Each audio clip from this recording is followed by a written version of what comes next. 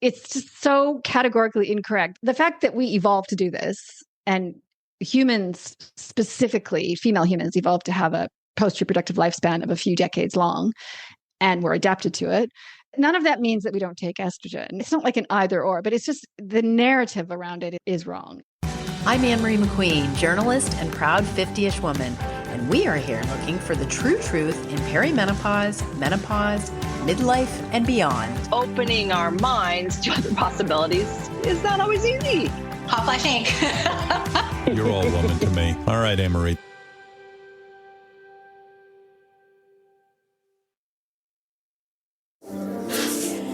Has your doctor told you that you're too young for perimenopause? You just don't feel like yourself?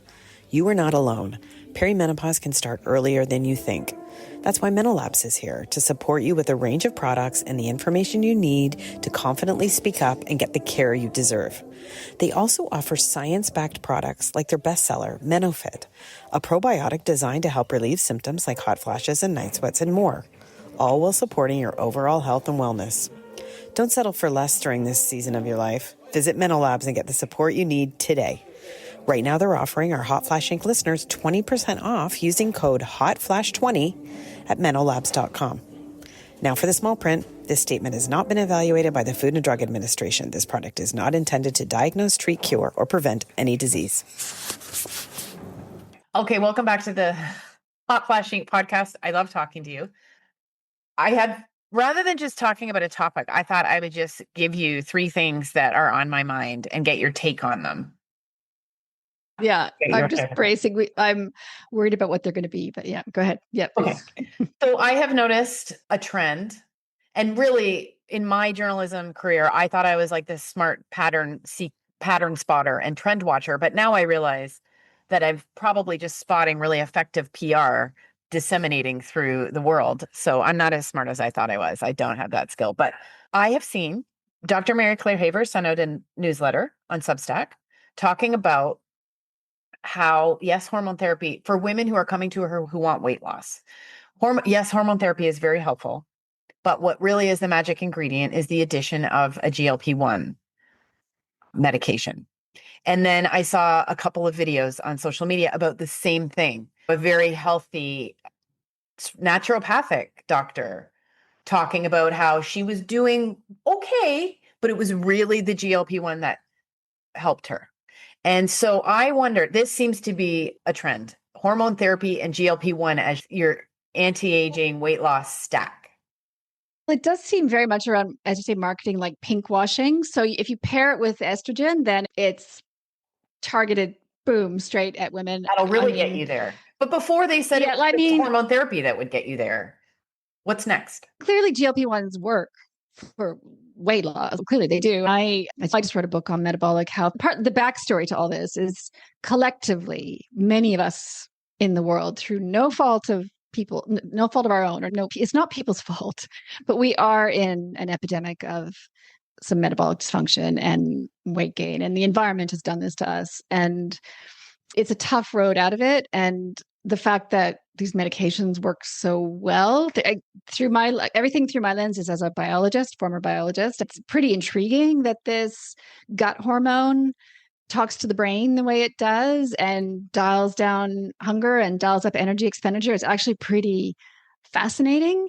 And I've just been observing the trend through that lens. I have a few patients taking GLP-1s. I'm certainly not against it or anything, but if you just start really, it exposes or it shines a light on the intricacy of the system, because there's lots of really intriguing ways that the gut talks to the brain. There was just tiny tangent, but there's new research about how it appears that immune cells from the gut, this is a little separate from GLP-1, but immune cells from the gut travel to the part of the brain that controls metabolic rate and hunger and everything, and communicates to the brain what's going on in the gut. And it stops off. Apparently, these T cells stop off in fat tissue on the way to the brain to do some fact checking and get a bit more information and communicating all this to the brain. So it's a fascinating, intricate system.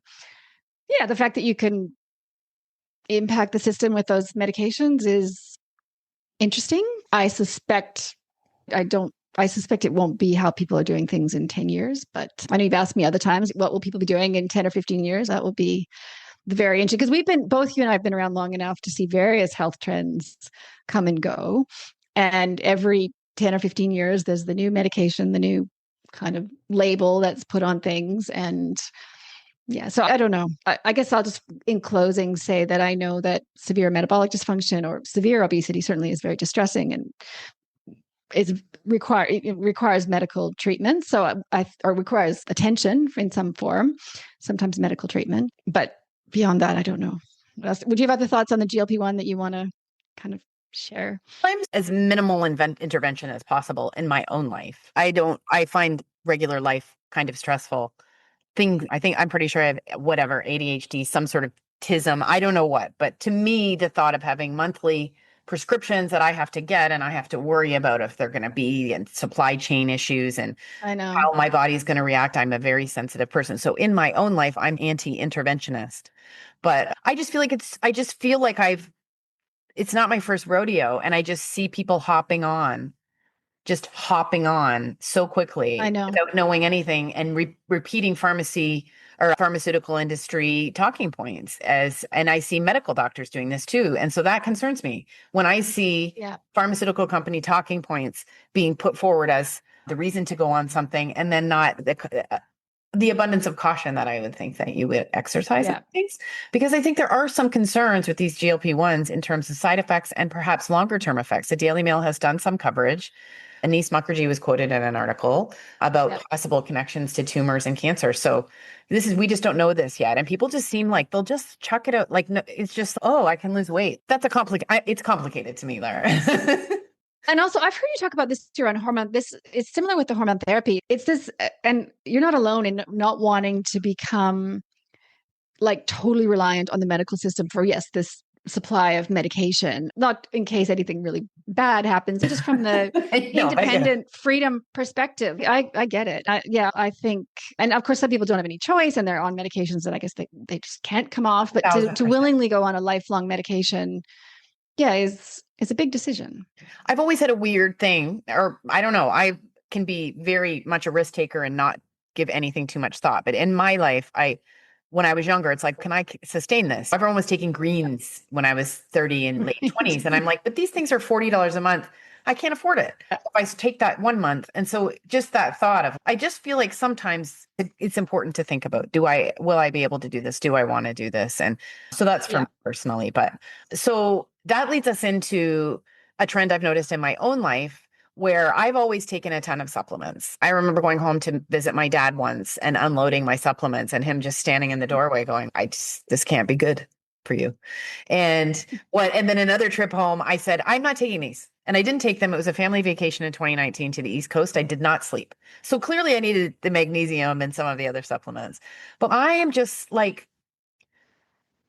realizing that as part, I think, of going through menopause and realizing that I hold a lot of strength and sovereignty within me, that I've been using supplements as some sort of mommy and daddy can help me. And I take these supplements and they're going to do something as some sort of security blanket. And then I noticed my friends speaking about the same thing. Like my best friend said, I'm going to get rid of these supplements. They're so expensive. I don't know what they're doing. And so I just wondered, when I also think some supplements can be doing harm. Like I was very tired and I took maca and I had terrible side effects from it for 2 weeks. I didn't sleep. And this was something I took in my 40s because everyone told me to take it, that it would help with my perimenopause symptoms. Yeah. One thing I've done with patients for years and with myself sometimes is just have a supplement holiday. Like just ask people, especially if they're on a lot of things, like 20 things, I'll be like, okay, let's just have a break. Like they're not the kind of thing that you have, any of them that you can't take breaks from. So let's just take a couple weeks, just get down to like blank slate, just see where we're at.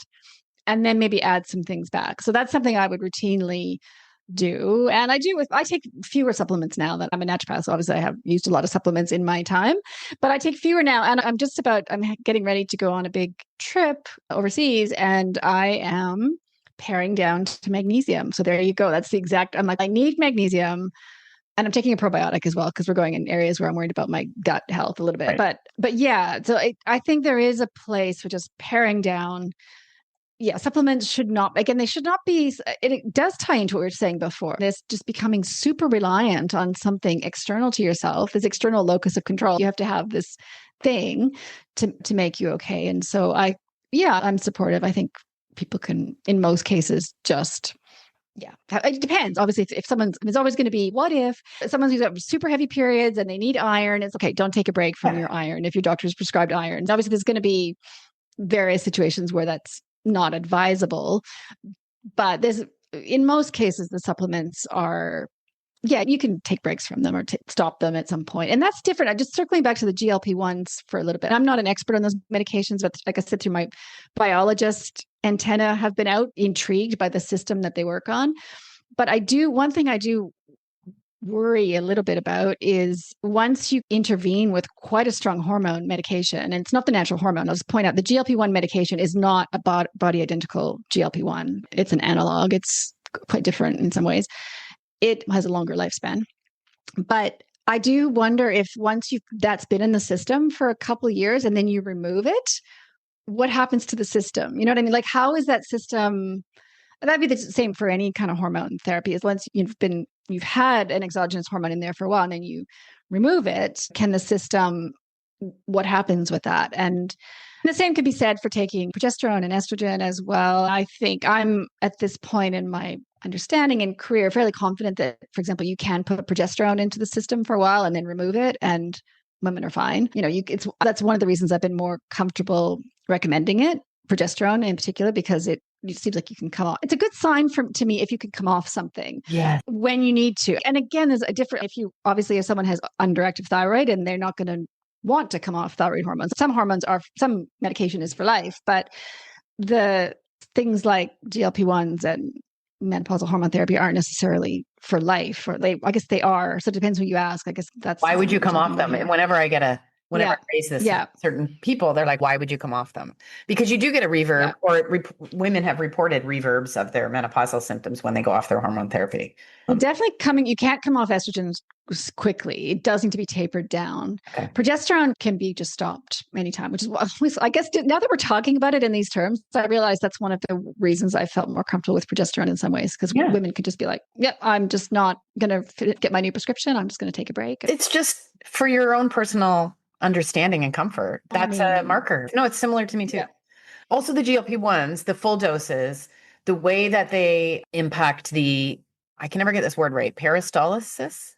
The peristalsis in the gut. Yeah. Right. So the movement of the food, I've read they slow it. I'm not doing anything to mess with my gut in that way, even if it's going to help.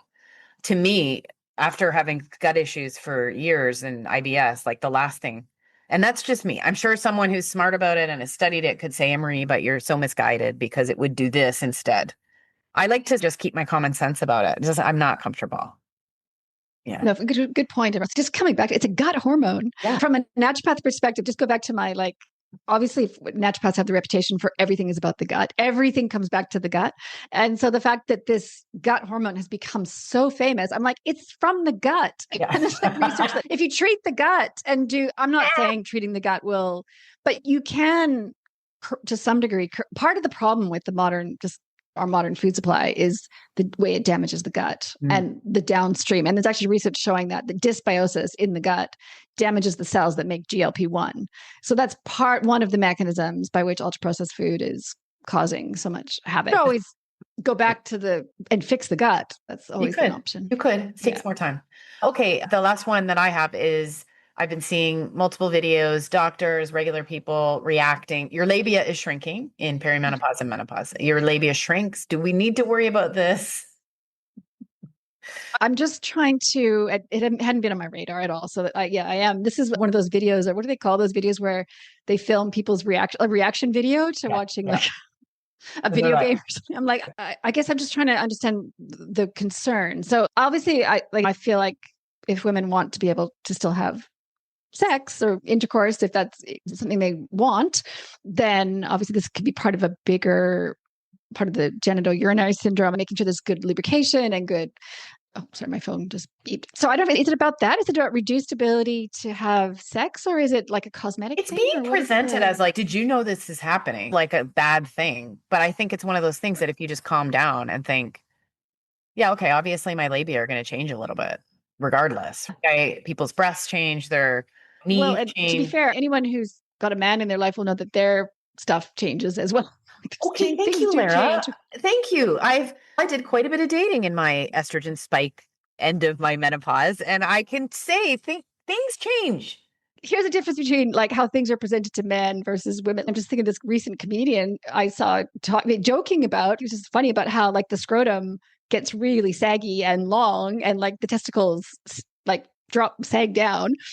But we don't really see men going, did you know Yeah. that after 50, like your scrotum is, I just can't even imagine a man would be like, what? Like They just know it and deal with it. They're just knowing it in whatever. It's a joke. It's a comedian's joking about it in a way that's not mean to men, but it would never be presented like it's men. not, I guess. And again, maybe there's something I'm missing about it because the whole shrinking labia had not really been on my radar. So if there's a health aspect to it, then I mean, for sure, it is true that, just for completeness, it is true that the genitourinary syndrome of menopause can contribute to UTIs, like the shrinking and the general kind of atrophy of the tissue can cause UTIs and painful sex and various things. And so that, and dryness, and that definitely. So I'm actually a pretty big fan of vaginal estrogen. I don't know if this is, I don't know. Is this like a scare tactic to take vaginal estrogen? I'm just trying to understand. Like, this is one of, I'm trying to understand so many too. things where, as you've been doing this a long time over the decades, there are so many ways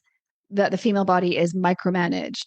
Did you know this? So many ways to make us fearful and ashamed and embarrassed of our own bodies. Is, oh, you look like this, or you smell, or you do. Like, in so many ways, the female body is, and of course, this goes way back as reputation of the female body being unruly and difficult. I remember in my 30s when they started doing the operations to enhance your labia. And then I didn't even know. That was my introduction to the fact that maybe there might be something wrong with your labia. Labia do come in, people hopefully know this, but labia come in a wide variety of shapes and sizes. Like, it's actually quite, because of course we usually just know our own labia, but like, I love talking to men about this. I love talking to men about this. Yeah. Just like men come in all sorts of shapes and sizes. There's quite a variety, which is actually really fascinating. Yep. So how this fits into it, I don't know. I'm personally not gonna, for one, I personally haven't noticed anything along those lines. And but now, maybe now I'll be like popping awake at 3 a.m. going, oh,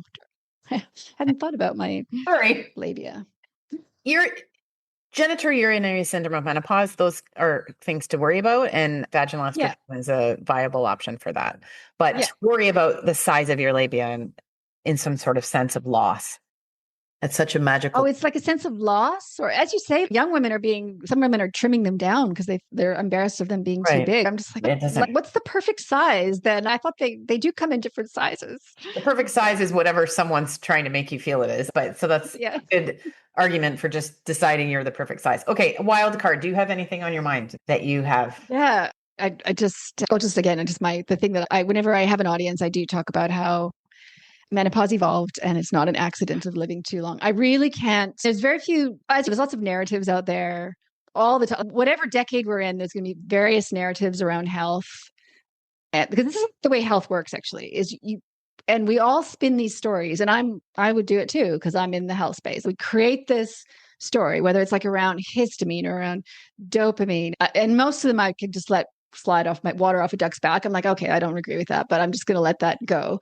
But if I hear anything about menopause is an accident of living too long, I literally stop in my tracks. And I have to, like, my back goes up. I'm like an angry cat. Like, that is just incorrect. It's just so categorically incorrect. The fact that we evolved to do this, and humans, specifically female humans, evolved to have a post-reproductive lifespan of a few decades long, and we're adapted to it. None of that means that we don't take estrogen. It's not like an either or, but it's just the narrative around it is wrong. And speaking of narratives, the other thing, just one more thing I want to say. I've been seeing patients for almost 30 years. And just in the last couple years, I have noticed a sharp, quite like change in the way people speak about their bodies. There would have been always people asking me like 15 years ago, oh, about hypoglycemia or adrenal fatigue, or these are narratives, right? Or whatever, or candida. This is going way back into the, like whatever the thing was. But now, like, at least I used to, patients would normally like just say, okay, they talk about their sleep or their fatigue or just in real terms. I've had patients lately just telling me things like, and then I'm saying, how are you doing? And they're like, my dopamine's dropping in the morning and then my cortisol's spiking, and everything is through the language of these like neurotransmitters and hormones. And I'm like, okay, I get that your cortisol is spiking, but actually, what does that mean? Is it like anxiety or not sleeping? Or I'm just trying to actually dig down to get a real person experience and not through the filter. And I'm sure this is coming from social media, because then I had a patient who was just talking in normal terms again, and I asked her about it, and she's not on Instagram at all. So there's like, so I got this one data point of a woman who's just not on Instagram, not following any health accounts, and was just able to talk about health in a kind of, you know what that makes me feel like a little bit? Are you tired? Are you angry? What is actually happening in your body versus what someone's telling you is going on? And it reminds me of a little bit of when you go to talk therapy. And I'll sit there when I went to talk therapy and I'd talk about the problems with my family or my boss or my friend. Yeah. But you're not getting at the actual real emotions that you're feeling and why you're feeling them. And that's why it's been so effective for me to do like somatic body work and get in touch with what my actual feelings are. And so it's a way of talking at your problems, but never really doing anything about it. It's like an intellectualizing that's not intellectual. That's a very interesting analogy. Like you just said, you want to know. I don't care what you think is happening. Really, like I do care, but what's actually happening? Because maybe it isn't dopamine and maybe it isn't cortisol, because you can't really know that. Maybe you're sad about something that happened with your partner. Maybe you're iron deficient. It could be something. Yeah, it could be something emotional. It could just be actually like sometimes I'm just trying to drill down. Is it fatigue? Is it shortness of breath? Is it That's what you want to know? How are you actually feeling? Not how are you framing how you're feeling? That's really interesting. Yeah, I would, as older, looking back on what I used to do, I did a lot of that. It wasn't around then when in my 40s, but I feel like I'm getting into knowing my own body much more when I'm like, what am I feeling now? I'm angry about that, but why? And I'm tired today. And I would always try to look for explanations for why I'm tired. Sometimes you're just tired and you need rest as well, right? Like sometimes you're stressed and you need to relax. And just back to the narrative way that medicine is, this is not new. It's always been like this. Like you go back through the centuries and they would be different syndromes or names given to a set of distress symptoms or fatigue or whatever it is, going to be called something different through the years, but they're labels, right? And so I recently heard a phrase, I learned it from a psychologist friend of mine. She's like, wear it lightly. Like whatever the label, whatever the assessment, the diagnosis that you've taken on, fine. Like maybe it can be informative and it can help, especially if it leads to some strategies for feeling better. That's good. That's empowering, but you want to wear it lightly. It's not now you. Like, so there is this trend, which you may have seen, which is concerning, of like people putting their diagnoses like in their bios, or that's not wearing it lightly, because some of these things could be temporary and some are very serious. I get it. As I tried to talk a little bit about this on social media and got a lot of pushback because people, especially if they're really deeply inside a label, it can feel quite like an attack, I guess, to suggest that. And I'm not suggesting people's symptoms or distress is not real at all. The distress and the symptoms can be very real, but the label can be a little dubious because it's just a label. Because it becomes, that's what it is. And that will explain everything. And I think that's what you're talking about. Can be hard to be a human, especially whatever you've had happen to you. So I totally know what you're talking about. And I noticed it years ago before I could ever put this together, when someone would say, oh, my knee, I've got the meniscus tear. I like, whatever. I noticed, my arthritis. It seemed this is the reason, right? This is my thing. Yeah. And when I say it is a caveat for everything else. This is very controversial to say, and it doesn't mean I don't sympathize, because I've had lots of things myself. But wear it lightly is so beautiful, because it's yes, you're experiencing this, but you don't have to make it your entire personality and experience. Right, you're not going to grow. It's not your full move through it. It's not your identity. No, the goal is to move through whatever challenges we have or I think work with them. So I really appreciate that. But yeah, it's very alarming. And you notice you get a lot of comments, and I'll get them where it's just, yes, but I have this. Yeah, but yes, but I have this special thing. And it's okay. I get it. I get it. We all have something, but you can still take a little bit. Anyway, it's a tricky area. Yeah, it is tricky. One more thing about perimenopause in closing. I had a comment recently. She could be listening to this. I feel bad because I've commented on this a few times, but it really struck me. She said, like on social media, she's like, look, clearly I'm in perimenopause. I'm 48 or whatever. My periods are becoming farther apart. And she said, but I feel fine. Does that mean something's wrong with me? Oh, man. No, what is That's happening? where we are. No, this is where we are. Like, because she's seeing all this narrative around perimenopause is so terrible. It's like this. And in her case, she was fine. And so I do say this in my book, and I just want to reiterate: for some women, sail through. Yeah. For some women, it's really nothing. Yeah. It's subtle differences, maybe, but they're not gonna. And so that's allowed. And nothing's wrong with her. Nothing's wrong with her. Oh, I always love talking to you, Lara. Thank you so much. Yeah. Thank you. Have a great trip. She's off to where? Tanzania. Ooh. Okay, that's exciting. Can't wait to talk to you after that. Thank you. Hotflash Inc. was created and is hosted by Ann Marie McQueen, produced and edited by Sonia Mack. The information contained in this podcast is intended for informational purposes only and is not intended for the purpose of diagnosing, treating, curing, or preventing any disease.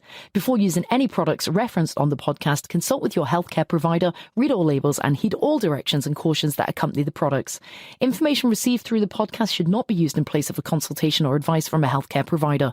If you suspect you have a medical problem, i.e. menopause or anything else, or any healthcare questions, please promptly see your healthcare provider. This podcast, including Ann Marie McQueen and any producers or editors, disclaim any responsibility from any possible adverse effects from the use of any information contained herein. Opinions of guests on this podcast are their own, and the podcast does not endorse or accept responsibility for statements made by guests. This podcast does not make any representations or warranties about a guest's qualifications or credibility. This podcast may contain paid endorsements and advertisements for products or services. Individuals on this podcast may have direct or indirect financial interest in products or services referred to herein. This podcast is owned by Hotflash Inc. Media.